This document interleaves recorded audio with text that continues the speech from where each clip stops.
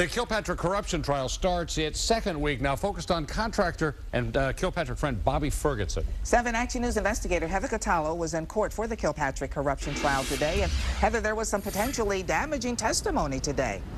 Yes, there was, Diana. The feds are saying that Bobby Ferguson used state grant money to purchase a house, and then they say when he turned around and sold that home, he made almost $50,000.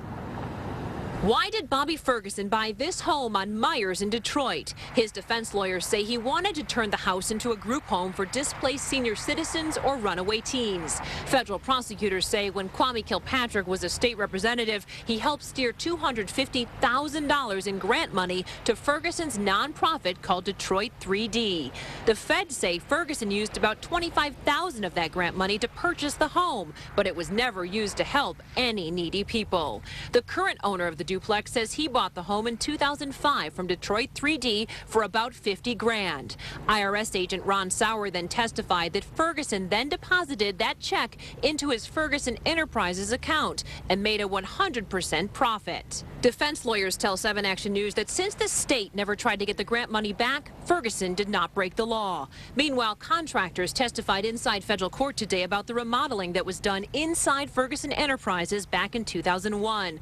Defense attorneys have alleged that Ferguson was using the grant money to build a training facility for low-income residents. Contract Design Group President Robert Murray testified that his company installed a spiral staircase and created something called a chilling pad in Ferguson's private office, as well as marble and wood furnishings throughout the building. Murray said he did not know anything about a training center. Had you ever heard of that nonprofit Detroit 3D when you were talking about these plans with Mr. Ferguson? No, I hadn't.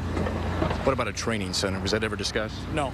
The president of Airtech Corporation also told the jury that the Airtech invoices that Ferguson allegedly sent to the state to justify the grant money were not actually from Airtech. Ferguson's attorneys got both men to admit they did not know if Ferguson added a training area after they completed work at Ferguson Enterprises. But lead attorney Gerald Evelyn isn't talking about what happened inside court. We don't want to comment about the evidence at all. We don't want to comment about the evidence at all because we shouldn't, and because you guys want it in bits and pieces, and that doesn't make any sense.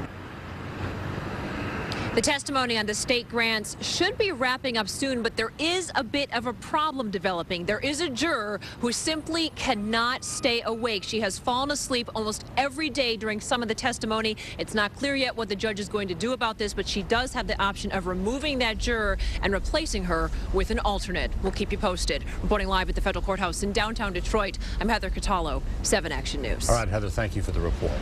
Well, it's been the focus of testimony for the last 3 days, but what more do we know about Bobby Ferguson's controversial nonprofit fund? Well, we continue our team coverage right now with investigator Ross Jones, who's been poring over records that shed more light on Ferguson's fund. And Ross, what have you found out about it? Well, Steve and Diana, records for Bobby Ferguson's nonprofit called Detroit 3D are hard to come by.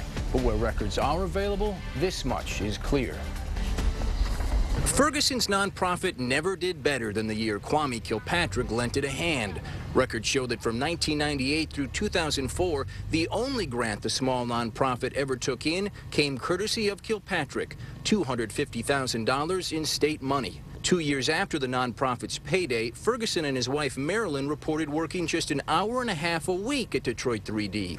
And from 2002 on, its charitable spending came to a virtual halt. From 02 through 05, Detroit 3D shows it spent only $7,600 on its purpose, to provide character education and conflict resolution to Detroit students.